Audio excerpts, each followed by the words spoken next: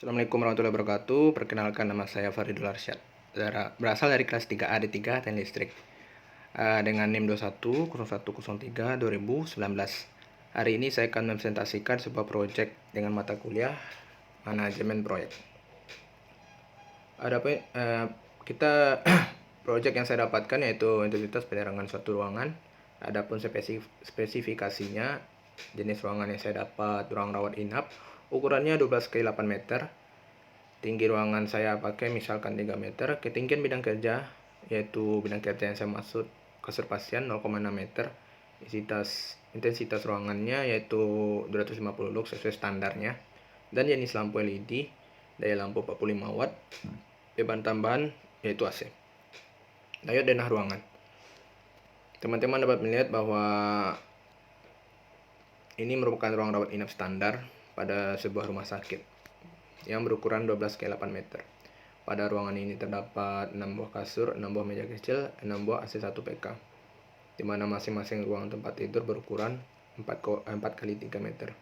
Jadi, saya membuat layoutnya berupa di dalam ruangan ini terdapat 6 buah ruang kecil lagi, di mana untuk pasien-pasien lainnya, sehingga dapat membuat 6 pasien yang berukuran 4x3 meter, di mana terdiri dari kasur 1, meja 1, dan AC 1. Terus kita harus menentukan jumlah lampunya. Rumus yang dipakai N sama dengan E dikali A per N dikali flux cahaya dikali D. N sama dengan jumlah lampu, yang E intensitas penerangan sama dengan 250 lux, yang A luas ruangan sama dengan P dikali L sama dengan 12x8 yaitu 96 meter persegi.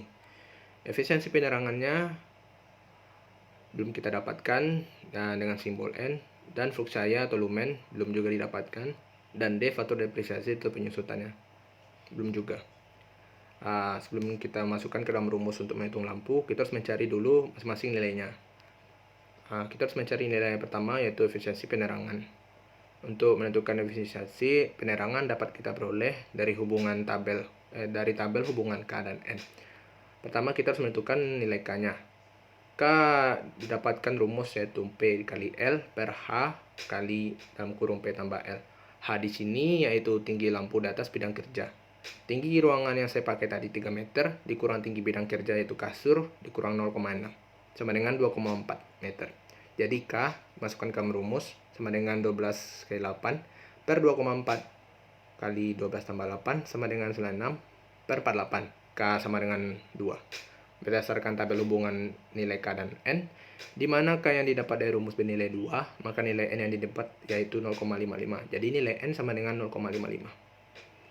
Mencari nilai flux cahaya. Flux cahaya didapatkan rumus sama dengan L dikali P dikali E, di mana L efikasi luminus atau lumen per watt, P daya lampu, yang sigma di sini jumlah lampu per armatur.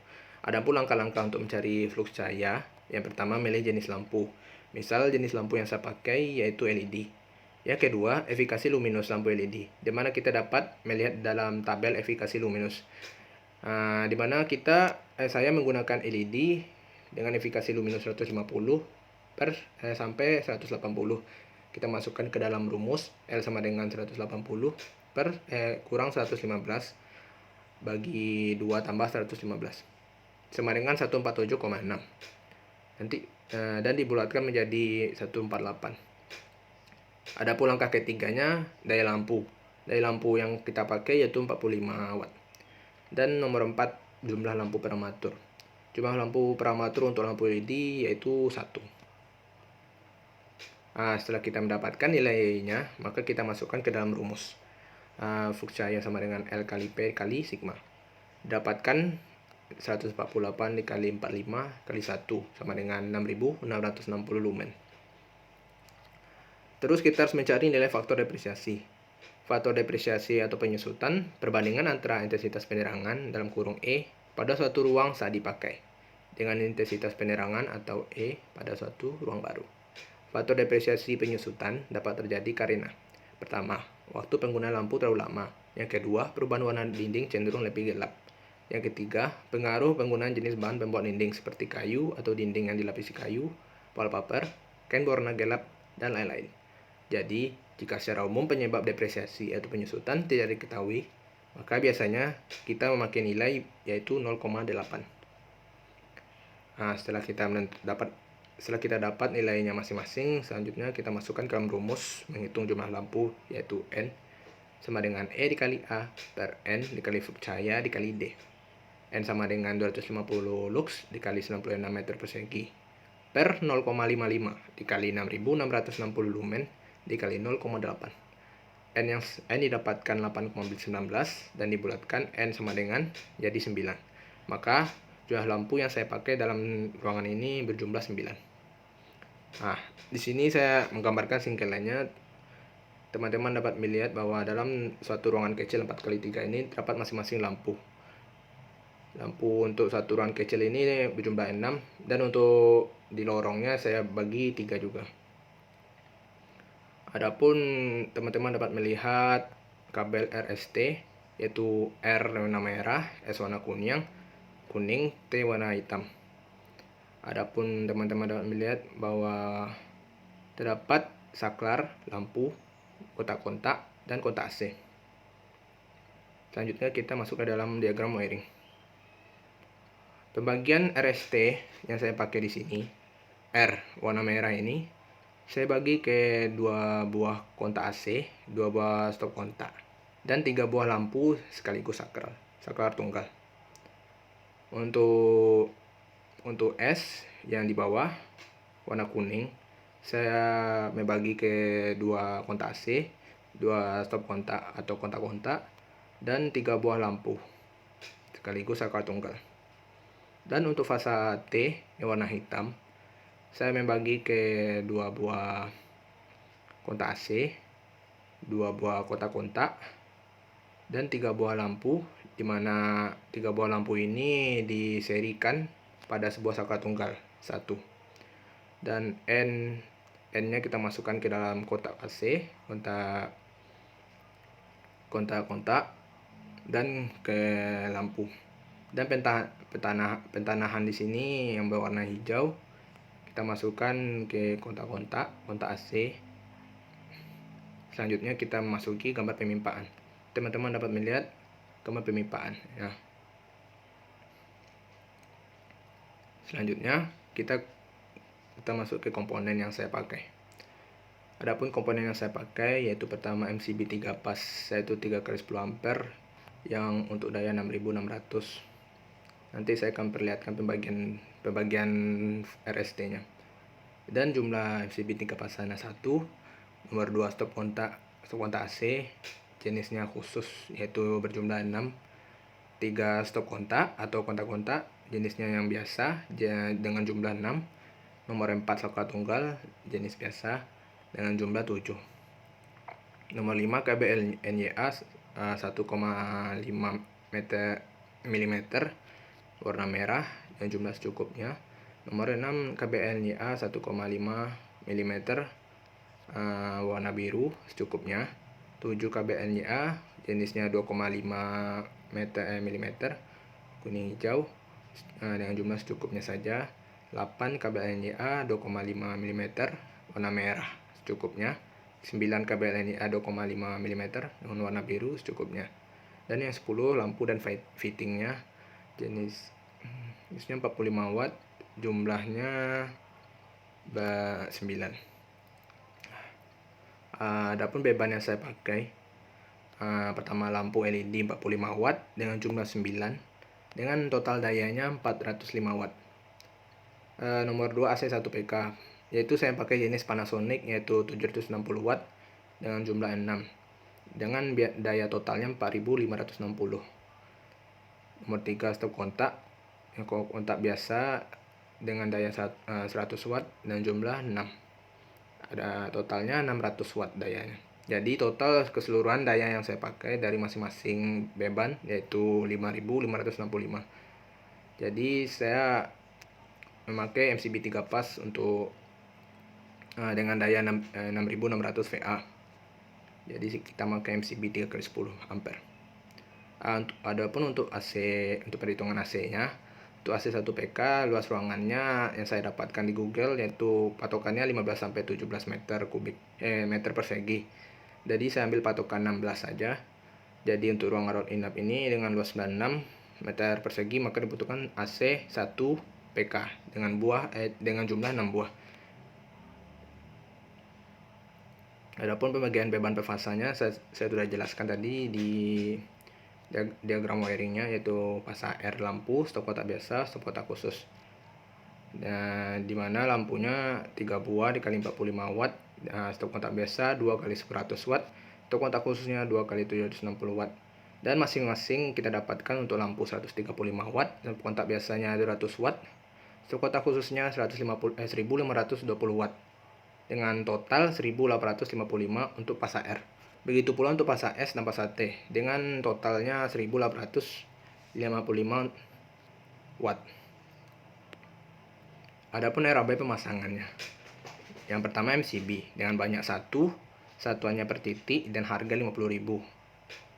Kedua lampu LED dengan banyak 9 satuannya per titik dengan saya pakai nilainya misalkan 60.000 yaitu 540.000 jumlahnya.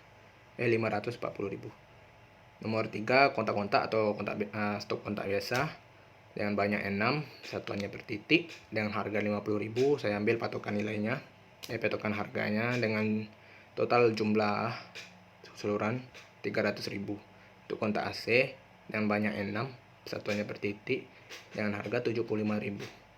Jadi jumlahnya 450.000. Adapun nomor 5 grounding dengan banyak 8, saya misalkan 8, soalnya saya nggak tahu jenis tanahnya apakah baik atau tidak, jadi saya patokkan aja 8 meter dengan satuan meter, yaitu harganya 120.000 dengan jumlahnya 960.000. Jadi total biaya upahnya kita jumlahkan keseluruhan menjadi 2.300.000. Berikut kita masuki motor induksi 3 fasa. KHA pertama kita mencari KHA pengantar pada sirkuit cabang dan diameternya. Di sini saya mendapatkan diketahui motor sangkar atau arus nominalnya 82 ampere, motor serempak 148, motor lilit 47.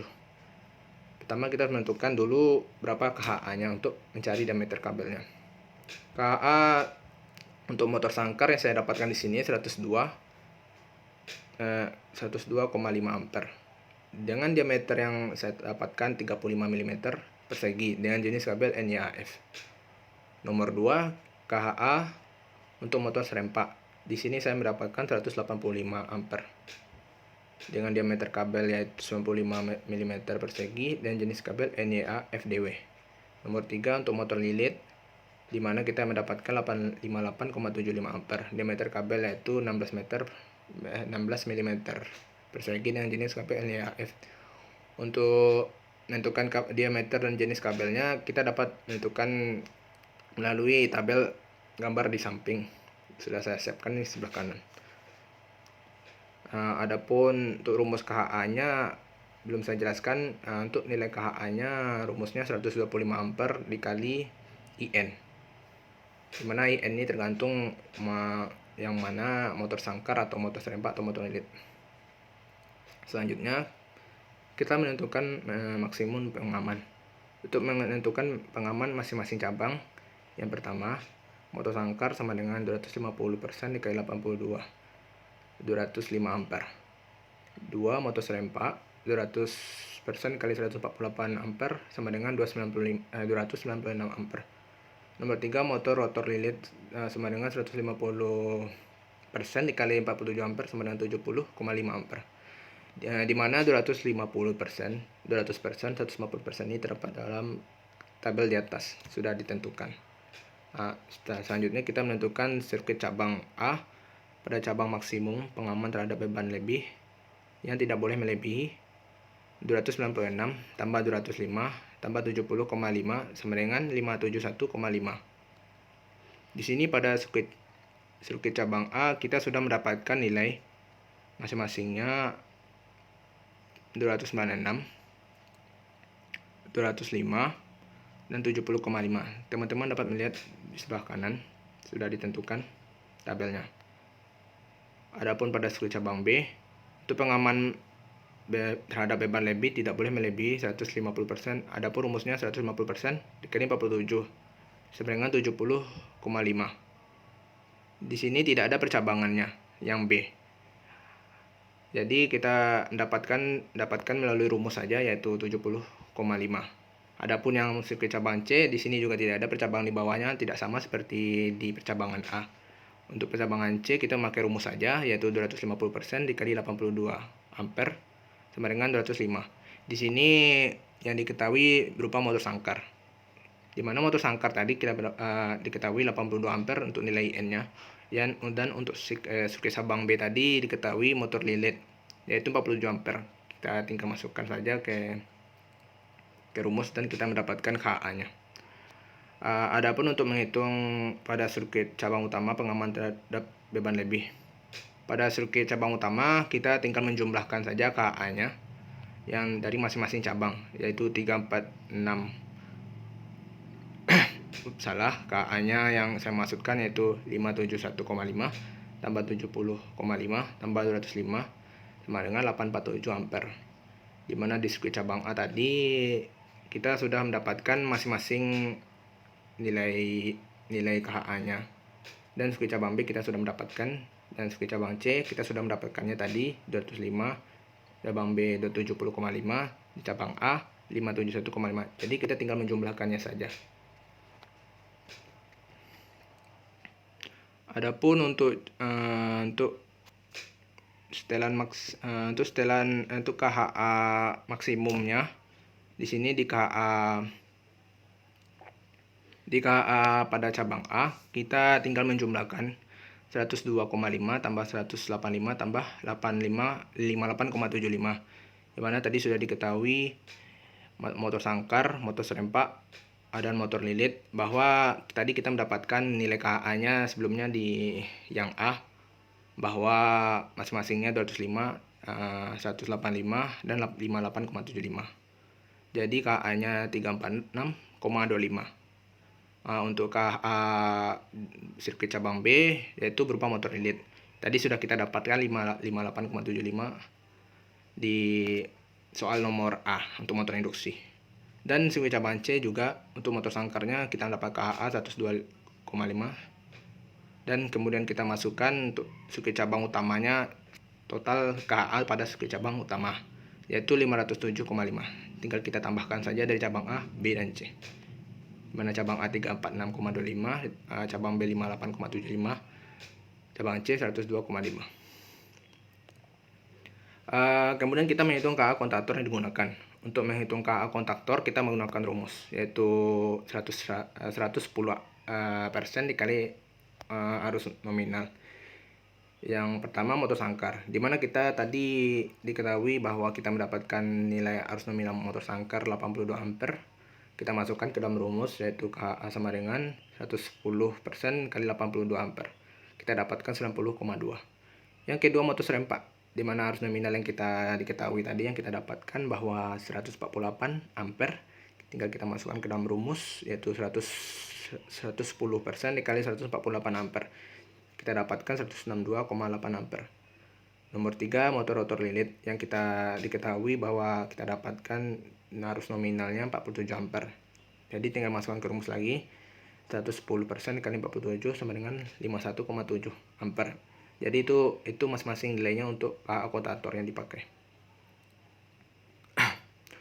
Kemudian yang terakhir menghitung KA thermal overload relay. Untuk menghitung KA tor, nilai disesuaikan dengan arus nominalnya masing-masing motor, atau didapat dengan rumus KA tor sama dengan arus nominal. Jadi arus nominal motor sangkar ini sama dengan 82 ampere, IN motor serempak juga 148 ampere, IN motor lilit sama dengan 47 ampere. Jadi KA tor ini harus disesuaikan dengan arus nominal nilainya.